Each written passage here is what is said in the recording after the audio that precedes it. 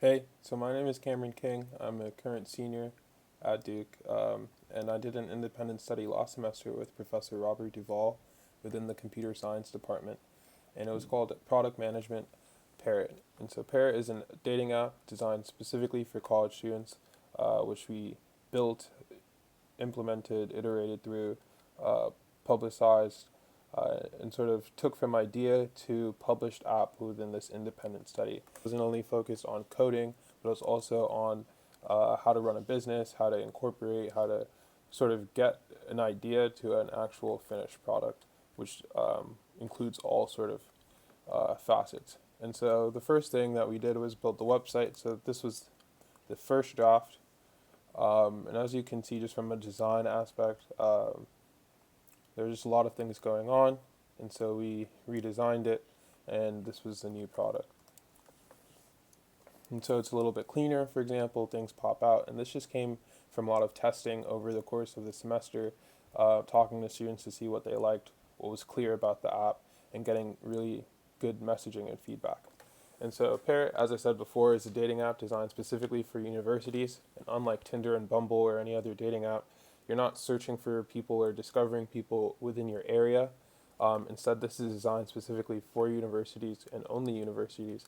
And that allows users to actually search for people they have in mind. And so you can actually search for one of your crushes on campus, and shoot your shot. And it's designed to have an actual more interactions and see these people on campus.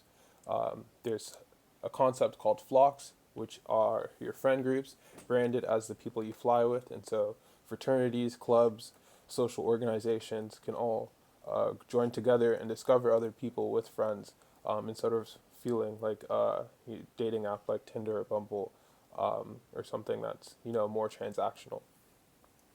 And so, like I said, the first thing was the website. The app was actually built initially in Xcode, and Swift, but now it's built in React Native. That way we could have an app for both Android and iOS.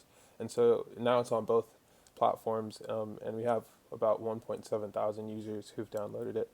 Only about 500 are active, but it's still pretty good. However, during the time of coronavirus and people not being on campus, that engagement has definitely gone all the way down.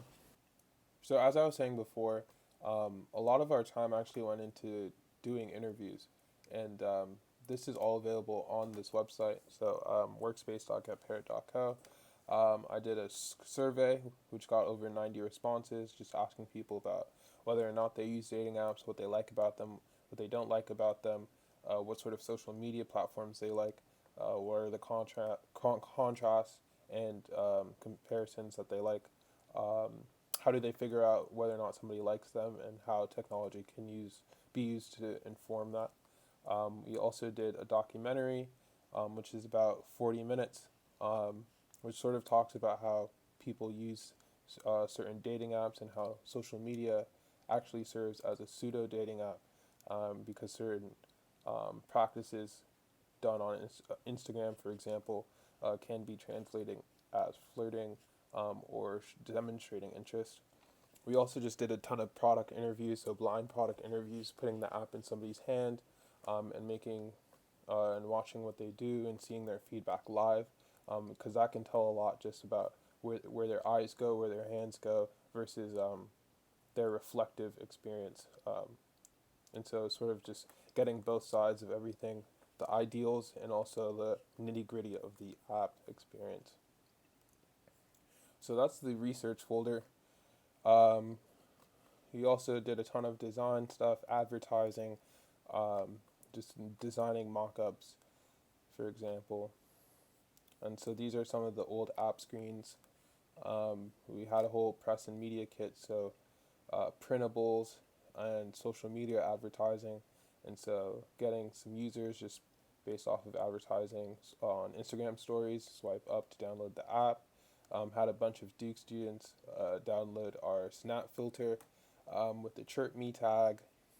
It was pretty successful for a couple of days, and on the launch party we had hotspots, the snap lens or snap filters, and then also Snapchat direct ads in the stories.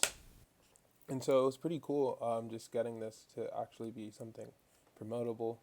And then we also did a bunch of printable ideas, and so printing this out and putting it in bathrooms and tables and just dorms, anywhere that people would see it, comparing it to why Parrot is better than any other dating app, and just infographics. There was a lot of design and asset making during this independent study, just as much as there was coding. For this independent study final, I prepared a PDF with all of the takeaways, um, and so I can go through that as part of this presentation as well. And so the problem that we're really solving with Parrot is that in a one-click world, with every sort of app being made already, there's still no one-click and low-stakes solution for validating any romantic interest that you might have with somebody on campus. Instead of, if you had a crush on somebody, for example, you'd have to swipe through a bunch of people or ask through mutual friends. And so instead we invented something called the chirp, which is like an anonymous match request, and the user has total agency. But instead of swiping right on somebody, it's presented as if it were a follow button or a friend request or a connection button, which gives users more agency and control over their match requests, even though it's anonymous. And so here's just a couple of things that we did over the independent study. We launched in September, and we did a bunch of testing on TestFlight, redesigned the website, redesigned the app completely, and then did a bunch of customer discovery interviews, fixed a ton of bugs, and had a ton of security issues, fixed that, and then Parrot hit over 700 users and then 1,000 users. We did more product interviews, eventually changed the way our database was structured, and now here we are. And so there's a lot of takeaways that I took from this independent study. From a design standpoint, I learned to borrow from what already exists. With our first MVP, the app was really novel, and so people didn't really understand what was going on.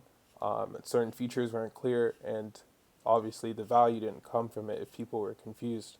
And so stealing UI concepts and familiar, intuitive designs and making it into the app and putting it into the app, is something that I learned so that people could just get on and get in faster. But also keeping in mind that I have the idea, so I understand what's happening, but for a fresh user who doesn't know about it or have heard of it before, I have to design for them as well. From interviewing people, I found that people don't really like to embrace the use of dating apps. People don't really like to talk about their usage of it, even if they've used it before or are currently using it. It's something very personal. Um, and so that's something I had to keep in mind in terms of getting quality feedback. But one of the biggest keys that I got from every interview, in some capacity, somebody says that the messaging around the app needs to be clearer, the value propositions from this app needs to be clearer. Um, the differences from this versus another app, even though there's significant differences, it's just the messaging has to be presented earlier or in a more succinct way. In terms of actually managing this app, I found that developing new features was the easy part, but actually making it performant and secure was something I didn't really have experience in. And so I had to work a lot in how to think, have how to make the backend faster, how to store data faster, what sort of architecture I should use in setting up this app. And so there was a lot of trial and error that was involved in getting it to be the way it is. But now it's a lot faster, and so there's definitely a lot of mistakes made, but it was worth learning it. And then this goes back to the interviews about understanding the customer.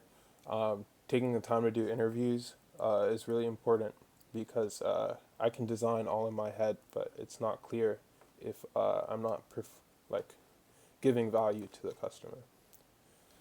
So we moved to Firestore from the real-time database, and that was a big step during this independent study because we had to migrate a ton of data. And this was just because the first MVP was not done correctly at all. There were some mistakes that I made, but we had to change over, and the second time we did it, we just had to make the database a little more correct. And by doing it, we could achieve more scalability. And so by properly organizing our data, we could definitely make the app faster and more people can use it, and obviously better effects. In terms of the actual traction of the app, most of the spike came within the first couple of months of the app. People downloaded it for our launch party, and then over the course of the first semester, engagement began to decline.